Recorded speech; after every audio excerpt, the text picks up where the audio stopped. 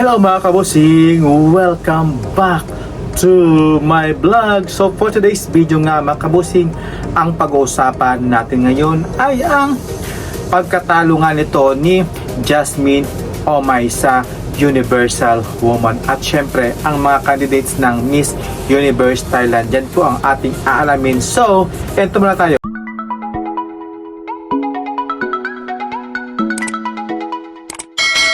Ayan mga kabosing, welcome back again to my vlog. So, before anything else mga kabosing, is nice ko muna kayong bati na magandang umaga, magandang tanghali, magandang gabi.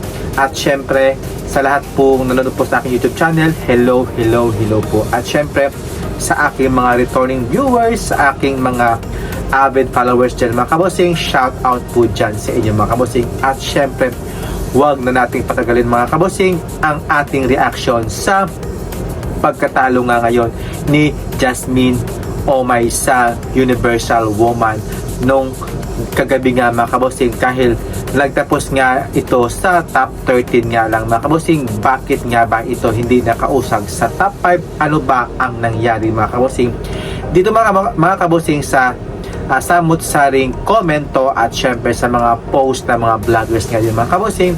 Ang dahilan nga yung pagkaligwak nga ay ang sa kanyang evening gown mga kabosing, dahil sa kanyang foam na illusion dress nga mga kabosing, na dapat nga yung ginaya nga doon sa suot ni Krishna Gravidis, pero ito ay nagmukhang mataba yung kanyang gilid nga mga kabosing.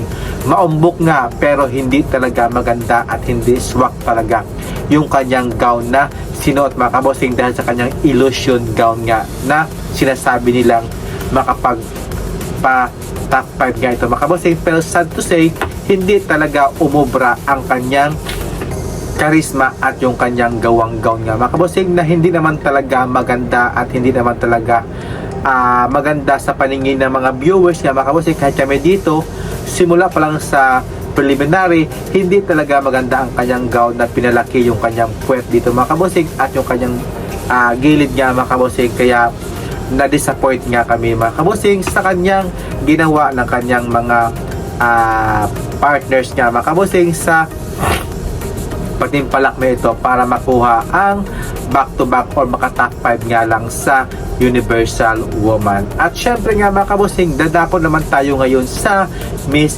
Universe Thailand, na kung saan grabe talaga ang rampahan ito ng mga kabosing ng mga candidates ng Miss Universe Thailand. Kasama na dyan si Sarah Boring mga kabosing, na si sino ba yun?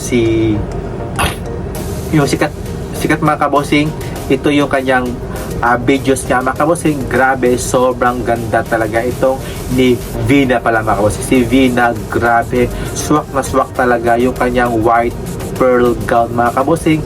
Plakado talaga yung kanyang pagpapakilala, yung kanyang ayos mga kabosing. Napaka queenly talaga. At syempre, yung si Pukit mga kabosing na si Preo, grabe din mga kabosing yung kanyang pinakita sa kanyang presentation nga mga kabosing dito sa competition ng Miss Universe Thailand. At grabe, ang lakas din naman talaga ni Preo dito mga kabosing. At syempre, yung si Pukit nga mga kabosing, grabe din ito mga kabosing. Ang tangkad, morena looks talaga, napaka elegante tingnan, sophisticated talaga mga kabosing when it comes sa kanyang magandang performance nga mga kabosing.